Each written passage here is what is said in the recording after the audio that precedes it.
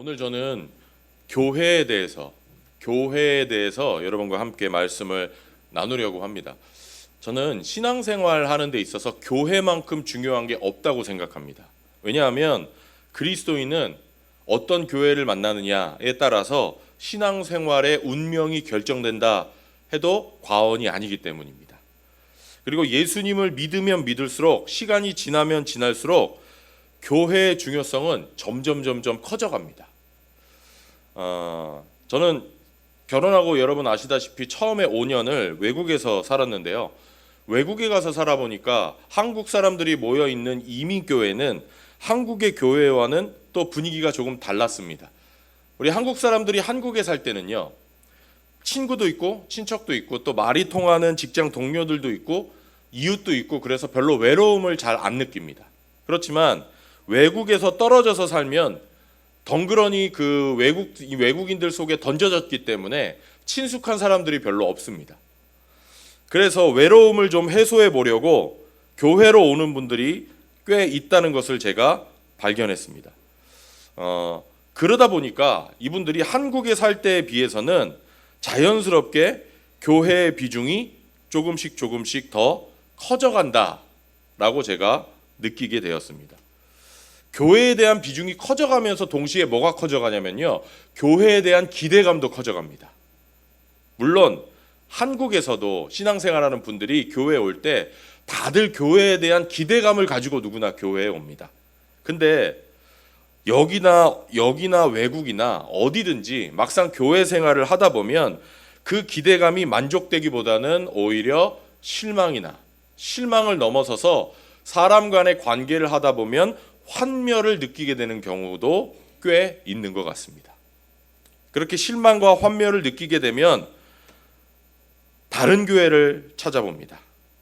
다른 교회를 찾아가서 그 교회에서 신앙생활을 하려고 했는데 거기서도 근데 마찬가지로 실망을 경험합니다.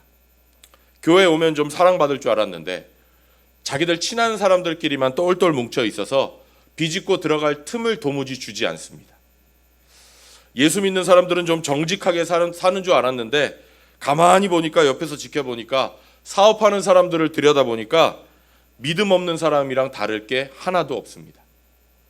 교회 다니는 사람들은 서로 용서한다고 들었는데 가는 교회마다 싸움이 있습니다. 그러니까 가는 교회마다 실망을 안 할 수가 없는 겁니다. 그래서 어떤 사람들은 교회는 뭔 교회냐, 하나님하고 나하고 관계만 올바르면 되지, 그냥 교회 다니지 말고 나 혼자 집에서 인터넷으로 혼자 예배하자, 그렇게 혼자 예배를 몇 주 드리다가 흐지부지 끝나는 경우도 보게 됩니다. 그러다가 다시 내가 이러면 안 되지, 어딘가는 정말 내가 추구하는 이상적인 교회, 좋은 교회, 서로 사랑하는 교회, 용서하는 교회가 있지 않을까 하면서 여기저기를 찾아다니기 시작합니다. 그런데 가봐도 또 마찬가지예요.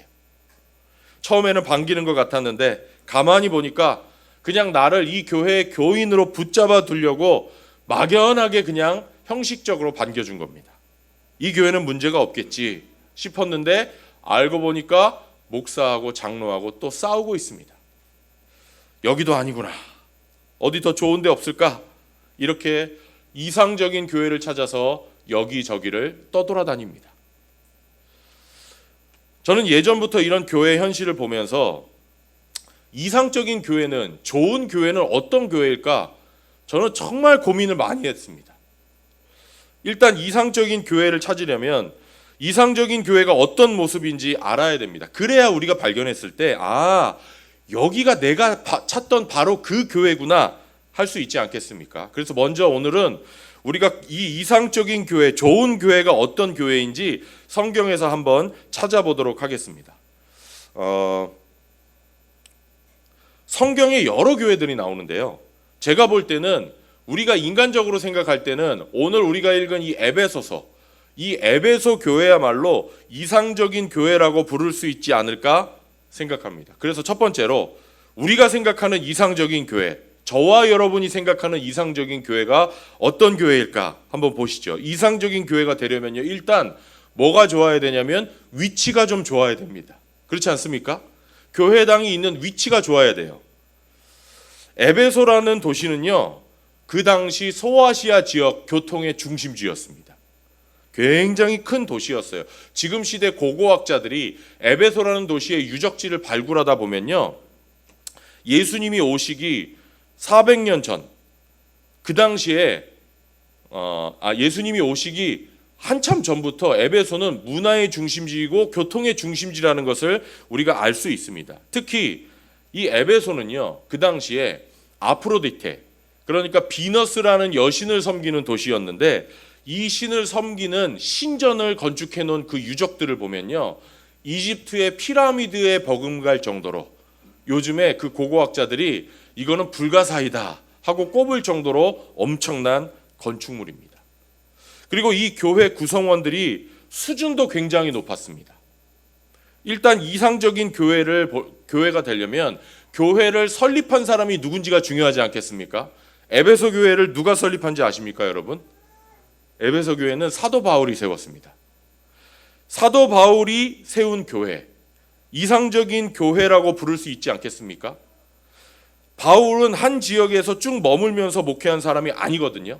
바울이 복음이 들어가지 않은 지역에 들어가서 교회를 세우고, 그 다음에 그 교회를 목회할 수 있는 목사를 세우고, 자기는 그 지역을 떠났어요. 그러니까 바울의 사명이 뭐였냐면, 그 지역에 교회를 세우고 빨리 정착하게 하고 떠나는 게 바울의 사명이었어요. 그런데 바울은 에베소 교회에서만큼은 웬일인지 3년이나 머물렀습니다.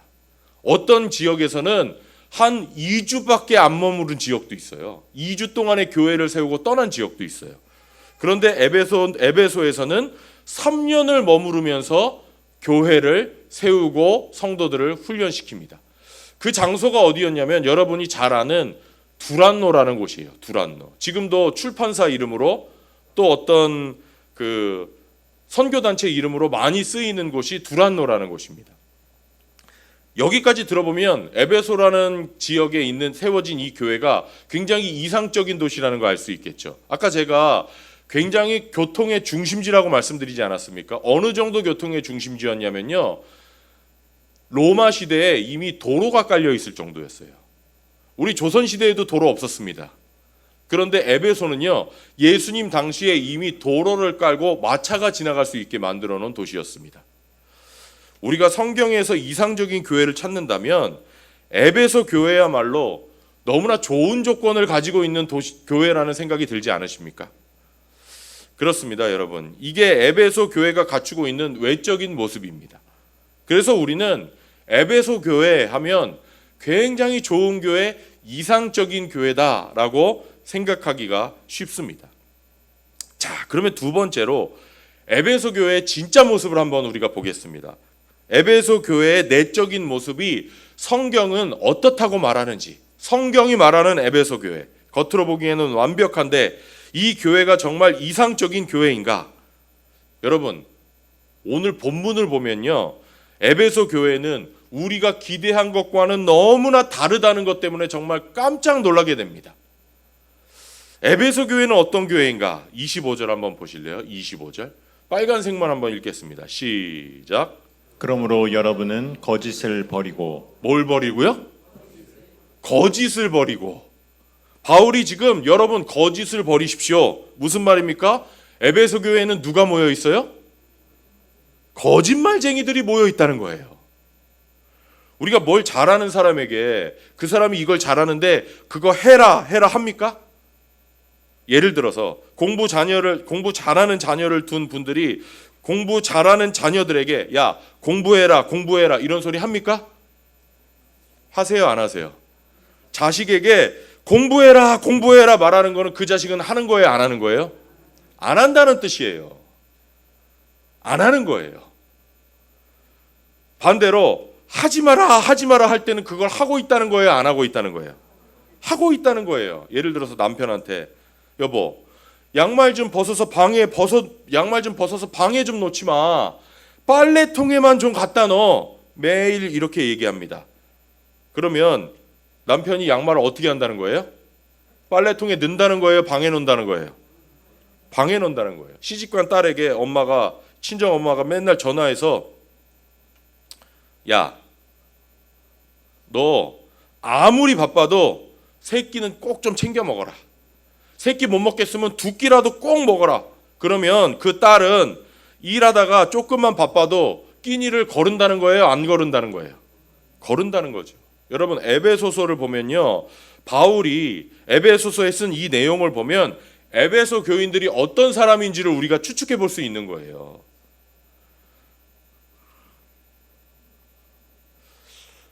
그런데 지금 뭐라고 했습니까? 뭘 버리고? 거짓을 버리고.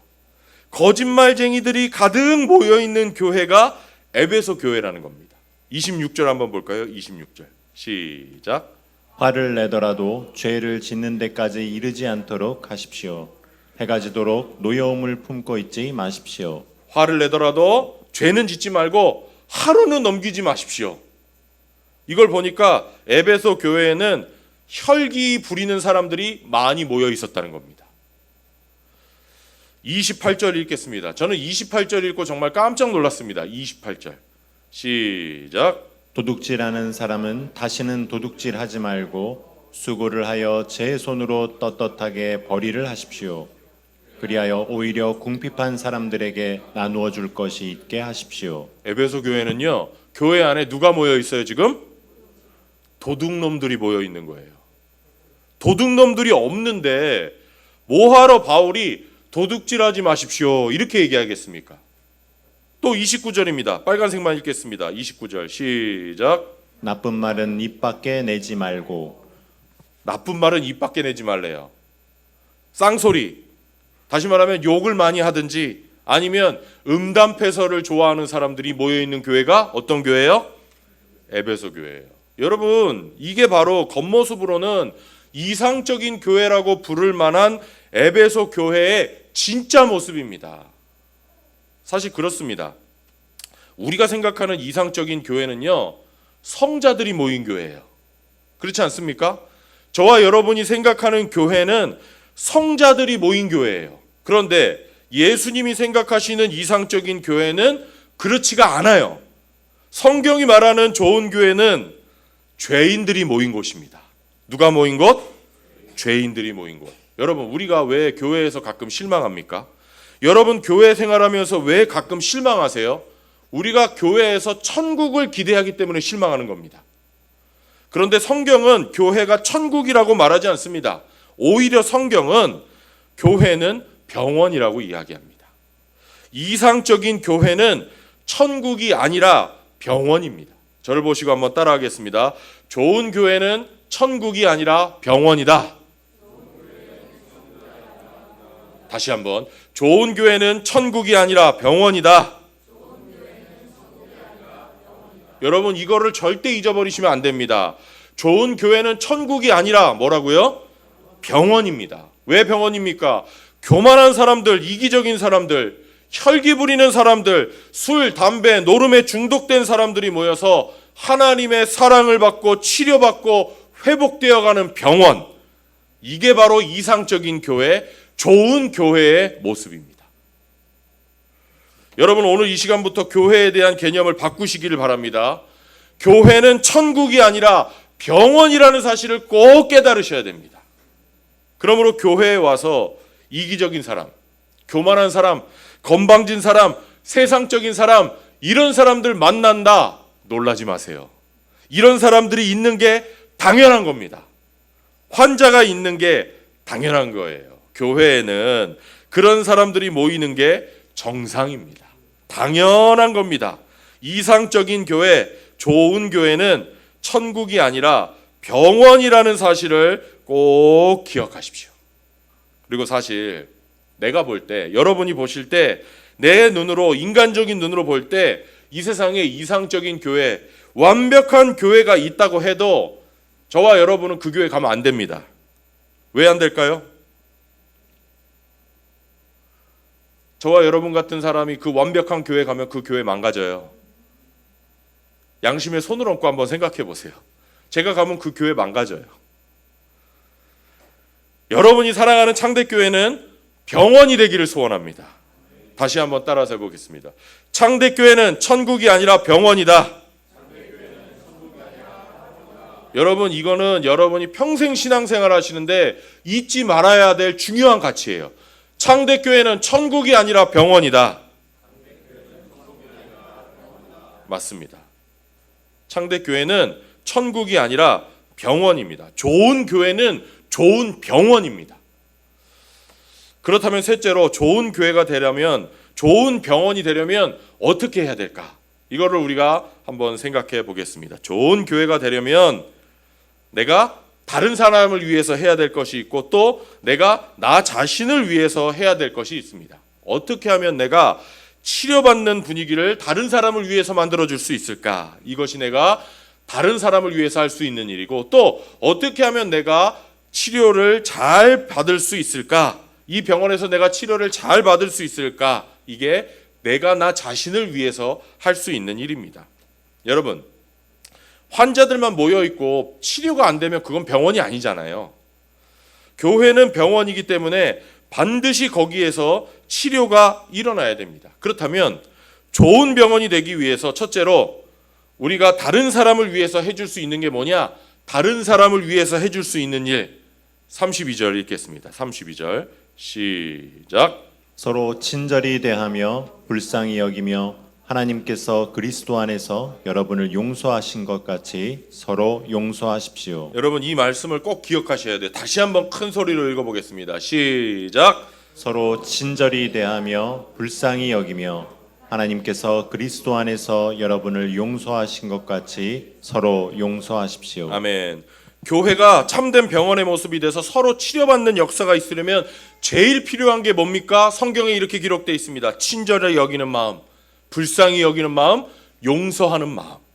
즉, 교회에는 용납하는 분위기가 절대적으로 필요합니다. 저를 따라하겠습니다. 용납하는 분위기. 용납하는 분위기. 용납하는 분위기가 있어야 교회에서는 치유가 일어날 수 있는 것입니다.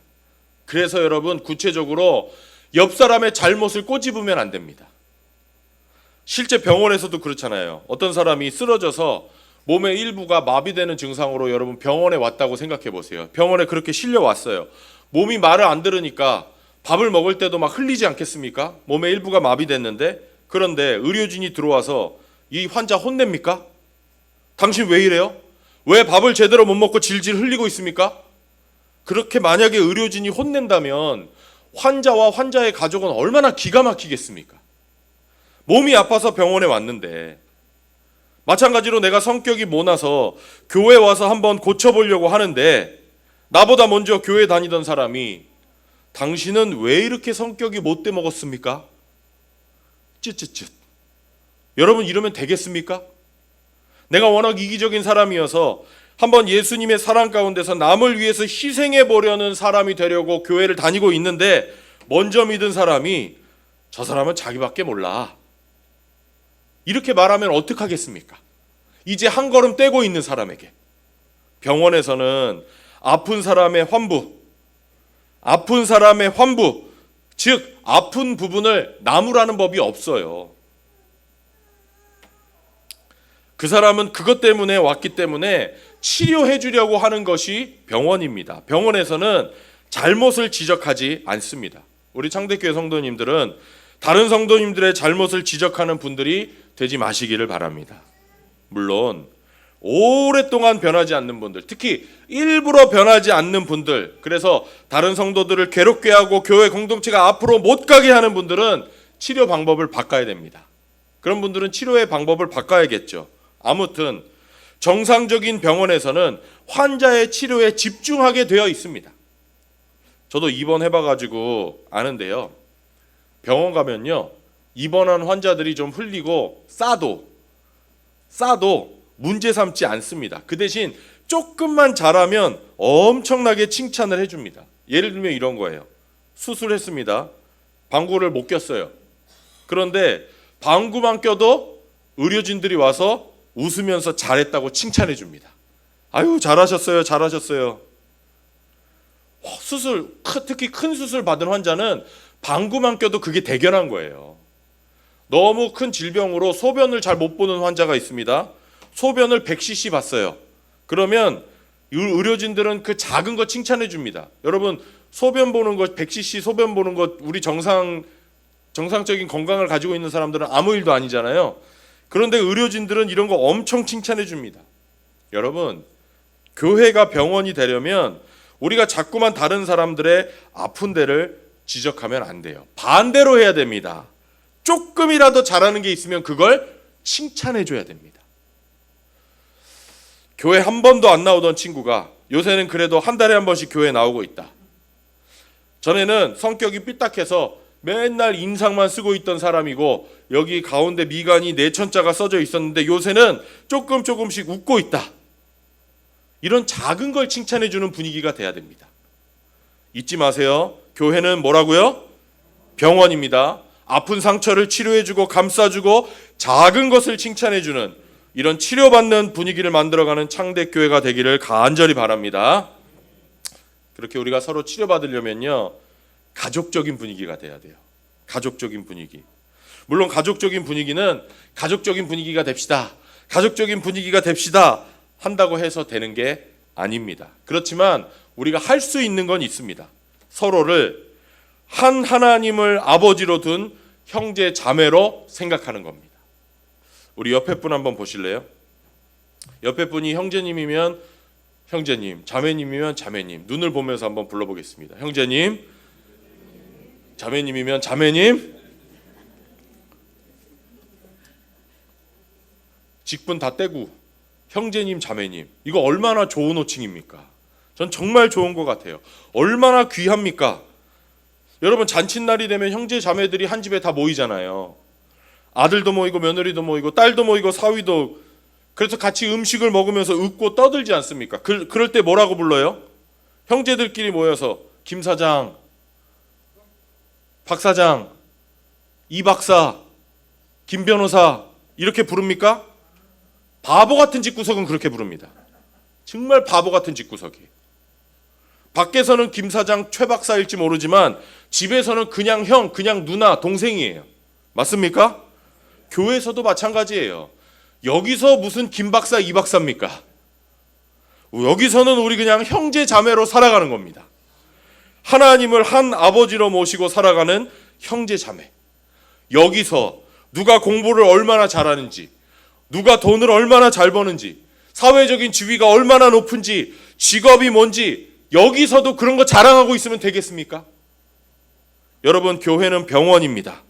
병원이기 때문에 치료받는 분위기가 돼야 됩니다. 내가 실수하더라도 용납될 거라는 믿음, 사람들은 나를 용납해 줄 거라는 믿음, 이런 가족 같은 분위기가 있어야 됩니다. 여러분, 그럴 때 하나님이 창대교회를 통해서 여러분에게, 우리 모두에게 계속해서 치료의 역사를 허락하실 줄로 믿습니다. 내가 치료받기 위해서 좋은 교회, 좋은 병원이 되고 교회에 치료가 있으려면 두 번째, 마지막으로 내가 나를 위해서 할 일은 뭐냐? 내가 치료받기 위해서 해야 될 일, 부정적인 태도를 버리고 긍정적인 태도를 취해야 됩니다. 부정적인 태도를 버리고 어떤 태도? 긍정적인 태도를 취해야 됩니다. 이게 무슨 말이냐?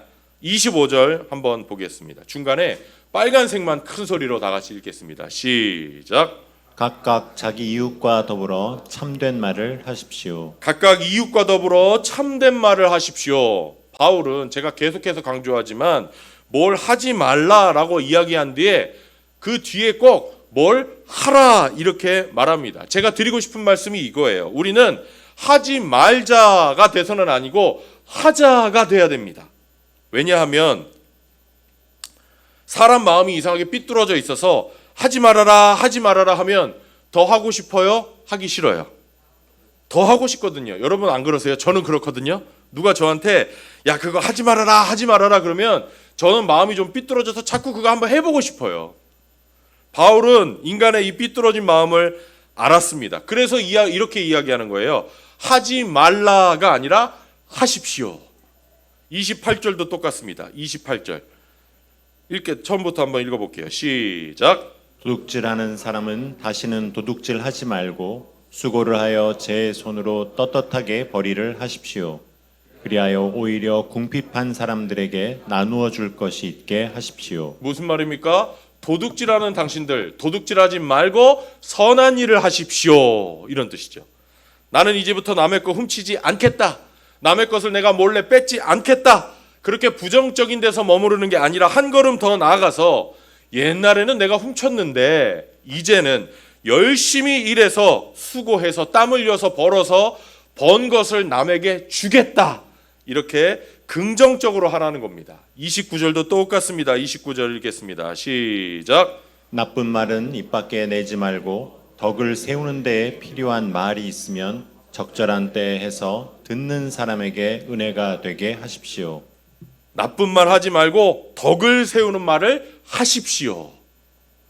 우리가 치료받기 위해서는요, 하지 말라에 멈춰 있으면 안 됩니다.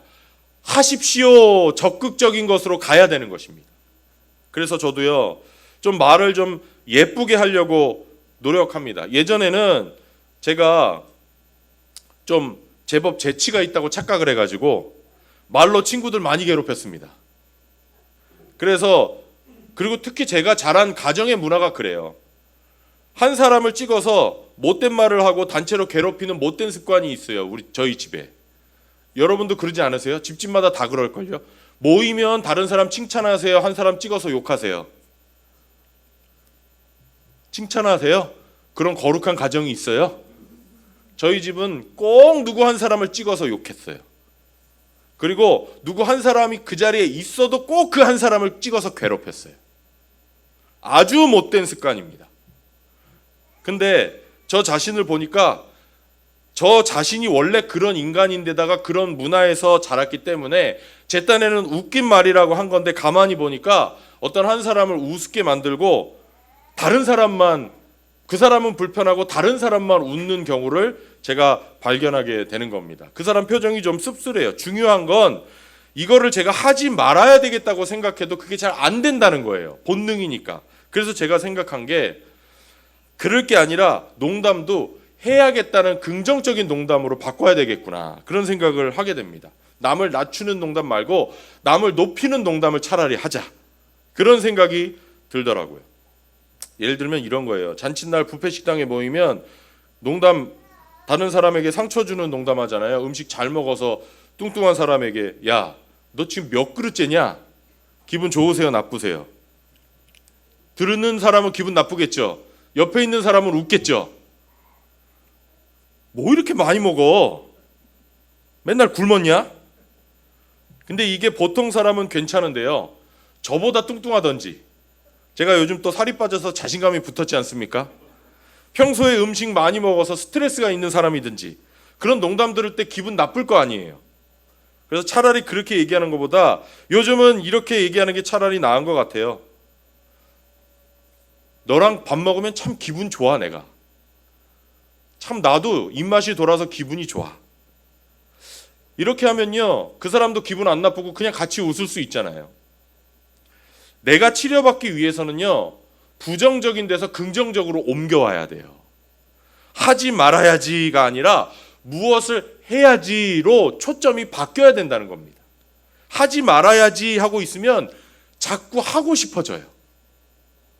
이미 반년이 지났지만 여러분, 새해를 맞이할 때 결심이 무엇이었습니까? 그게 무엇이었든지 간에 여러분 오늘부터는 그걸 한번 긍정적으로 바꿔보십시오.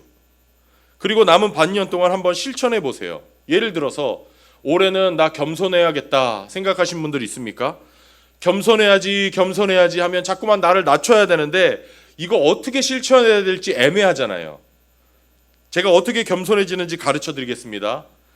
여러분을 낮추지 말고 다른 사람을 높이십시오. 이게 진짜 겸손한 겁니다. 남을 높이시면 됩니다. 어떻게 남을 높이는가?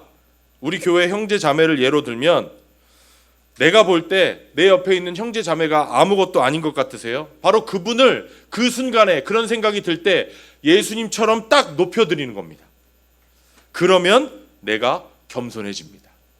올해는 내가 자녀들에게 잔소리 줄여야지, 내 와이프에게, 내 남편에게 잔소리 줄여야지, 이런 결심하셨습니까? 여러분 이거 긍정적인 걸로 바꿔보세요. 잔소리 하지 말아야지가 아니라 올해는 내 자녀들에게, 내 남편에게, 내 아내에게 칭찬해줘야지, 작은 거, 사소한 거 잘하면 칭찬해 줘야지. 긍정적인 걸로 바꾸시기를 바랍니다. 그래야 실천할 수 있는 겁니다. 여러분, 우리 치료는 부정적인 데서 이루어지는 게 아니라 긍정적인 데서 이루어집니다. 하나님은 교회를 병원으로 만드셨고, 특히 성령님은 예수님이 피로 값주고 사신 이 교회에서 반드시 오늘도 일하고 계시기 때문에 예수님을 진짜 믿는 성도라면, 이 교회 안에 있는 성도라면 반드시 시간이 지나면서 치료의 역사가 나타나게 되어 있습니다. 저는 이 사실을 믿습니다. 만약에 여러분이 교회에 오래 다니고 신앙생활 했는데 그렇게 3년 지나고 5년 지나고 10년이 지났는데도 내 생활에, 내 사고방식에, 내 습관에 변화가 없다? 그렇다면 내 신앙생활에 뭔가 큰 문제가 있는 겁니다. 예수님을 안 믿든지 잘못 믿고 있을 가능성이 큽니다. 굉장히 큽니다. 왜 그렇습니까? 왜 그래요?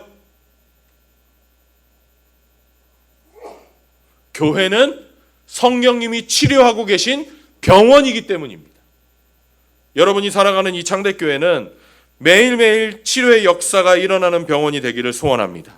누구든지 와서 자기의 아픈 부분을 내보일 수 있고, 자기의 문제를 나타낼 수 있고, 자기의 아픔을 드러내 보일 수 있는 병원의 분위기를 우리가 다 같이 함께 만들어가기를 원합니다. 그래서 창대교회는 정말 성령님의 치유와 회복의 역사가 있는 교회구나 라는 소문이 퍼져가기를 축원합니다. 말씀을 마치면서 구체적인 질문을 드리겠습니다. 여러분, 이런 교회가 좋은 교회인 걸 오늘 알게 되셨다면 여러분은 어떻게 좋은 병원, 좋은 교회를 만들어 가시겠습니까? 어떻게 용납하는 분위기를 만들어 가시겠습니까? 여러분은 오늘 이 설교를 듣고 나서 뭘 하고 싶으십니까? 뭘 하시겠습니까? 이게 중요한 거 아니겠습니까?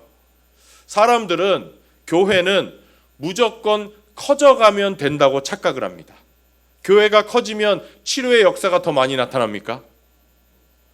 교회가 커지면 저절로 치료가 됩니까? 아닙니다. 저는 이렇게 생각합니다. 교회가 커지면 오히려 개인은 군중 속으로 숨어들기 쉽고, 그러면 거기에서는 치료가 일어나지 않을 가능성이 더 커집니다. 치료의 역사는 언제든지 작은 그룹을 통해서 일어납니다. 그래서 어떤 분들은 큰 교회가 되기를 원하지 않는 분들도 있습니다. 저는 한 30명 정도 교회가 딱 좋은 것 같아요. 그래서 제가 물어봅니다. 왜 그렇게 생각하세요? 목사님, 가족적인 분위기라서 딱 좋잖아요.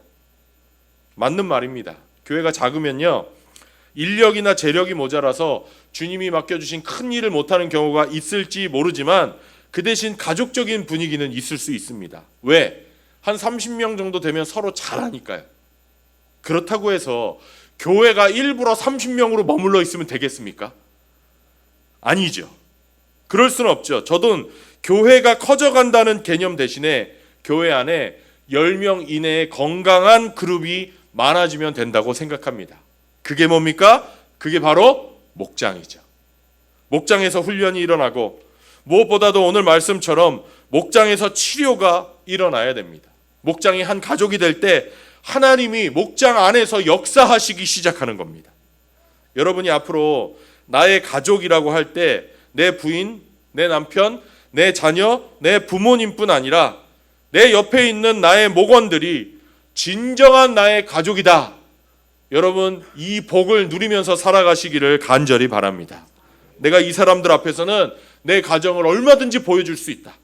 내가 문제가 생겼을 때는 이 사람에게 도움을 요청할 수 있다. 그런 분들이 있잖아요. 왜 목장 가서 그런 이야기를 해?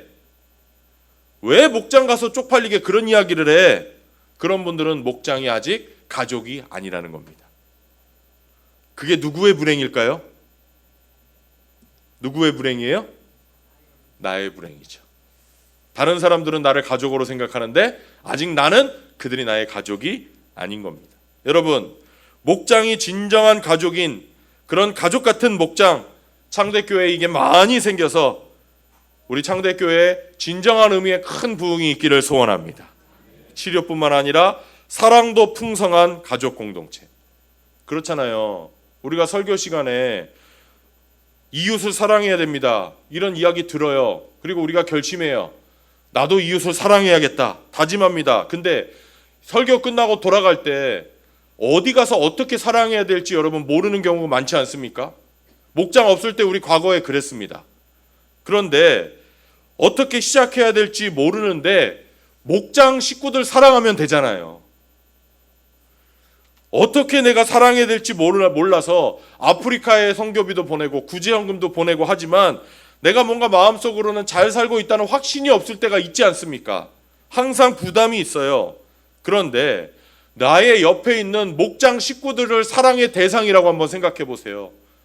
그 4명, 6명, 8명 막 사랑해서 10명이 넘어가면 또 분가해서 반으로 나누고 또 3명, 4명 모여서 또 그 공동체 안에서 사람들을 공동체 안으로 인도해서 열심히 사랑해서 또 10명이 되면 또 분가하고, 그래서 내가 진심으로 가족처럼 사랑할 수 있는 사람들이 이렇게 점점 늘어나는 것. 여러분, 이게 하나님 나라의 확장 아니겠습니까?